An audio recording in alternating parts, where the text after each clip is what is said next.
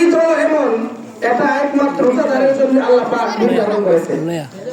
মুসলমানদের জন্য আল্লাহ পাক দুইটা ঈদ নির্ধারণ করেছেন। একটা ঈদ হলো ঈদুল ফিতর, যেটা আজকে রোজার শাওয়াল মাসের ১ম তারিখে করা হয়। আরেকটা হলো ঈদুল আযহা, যেটা কুরবানির জিলহজ মাসের ১০ তারিখ করা হয়।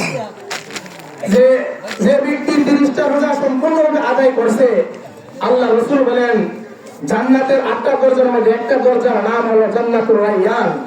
এই জান্নাতুর রায়্যান দরজাটা একমাত্র রোজাদারই প্রবেশ করবে। কাল কিয়ামতের কঠিন ময়দানে আল্লাহ পাক হাসর মাঠে এলান দিয়ে বলবেন, আইনা সাইমুন, হে আমার রোজাদাররা তোমরা কোথায়? ফাকামা, একজন লোক দাঁড়াইবে।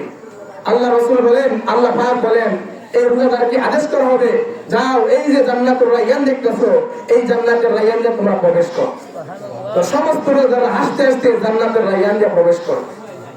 সমস্ত রোজাদাররা যখন জান্নাতে প্রবেশ করবে, তখন এই জান্নাতের দরজাটা বন্ধ করে দেওয়া হবে, আর কেউ প্রবেশ করতে পারবে না। হাসরের মাঠে এইভাবে আল্লাহ পাক রোজাদারকে সম্মানিত করবেন, পুরস্কার দিবেন। যে সমস্ত মানুষগুলা পানি পানি বলে চিৎকার করবে, তারা কষ্টে ইয়া নাফসি ইয়া নাফসি বলতে থাকবে। এই মুহূর্তে দেখা যায় আল্লাহ পাক আল্লাহ আরশে আজিমের ছায়ার নিচে একজন লোককে জায়গা দিয়েছে। তখন কুদরতিভাবে আল্লাহ তাআলা জান্নাতি দস্তরখান সেখানে বিছিয়ে দিবেন এবং জান্নাতি খাবার বিতরণ করবেন। জান্নাতি খাবারের সুঘ্রাণে সমস্ত হাসরের মাঠ সুঘ্রাণে মুখরিত হয়ে গেছে। তখন সমস্ত মানুষগুলা ডেকে ডেকে বললেন, ওগো আল্লাহ, ওই যে দেখা যায় আরশে আজিমের ছায়ার নিচে একজন বসে আছেন এবং জান্নাতি খাবার, জান্নাতি দস্তরখান। তারা কোন এলাকার নবী, কোন এলাকার পয়গম্বর? তারা কি কোন ওলি গাউস কুতুব নাকি?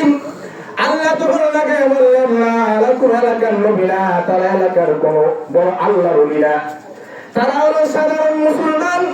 আমি আল্লাহ একটা মাস তাদেরকে দিয়েছিলাম, এই মাস থেকে তারা পরিপূর্ণভাবে হক আদায় করে রমজান মাসের রোজা রাখছে।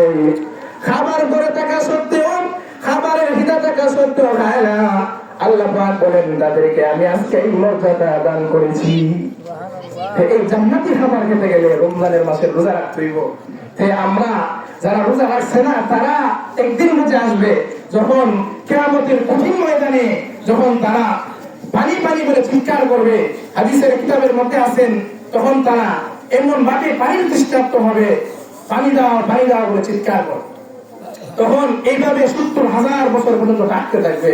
তখন আল্লাহ পাক কুদরতি একটা আওয়াজ দিবে, এই আমার ফেরেশতারা, ওই সকল বন্দারা কি চাইতেছে? তখন বলা হবে, তারা তো আল্লাহ পানি চাইতেছে। আল্লাহ তখন ডাকতে বলে, দাও তাদেরকে পানি দাও, তবে তাদেরকে ঠান্ডা পানি দিও না, শরবত দিও না। আল্লাহ কোরআনে বলেছেন, লা ইয়াযুকুনা ফিহা বারদান ওয়ালা শারাবা ইল্লা হামিমান ওয়া গাসসাকা। তাদেরকে গরম পানি দাও এবং গাসসাক দাও। আল্লাহ রাসূল সাহাবারা বলতেছে, ও আল্লাহর নবী, আমরা তো গরম পানি তো ছিলাম, গাসসাক কি? আল্লাহ রাসূল বলেছে, গাসসাক হলো জাহান্নামীদের রক্ত, বিষাক্ত রক্ত, পুলিশ কাঁটাযুক্ত, এইগুলা তাদেরকে দেওয়া হয়।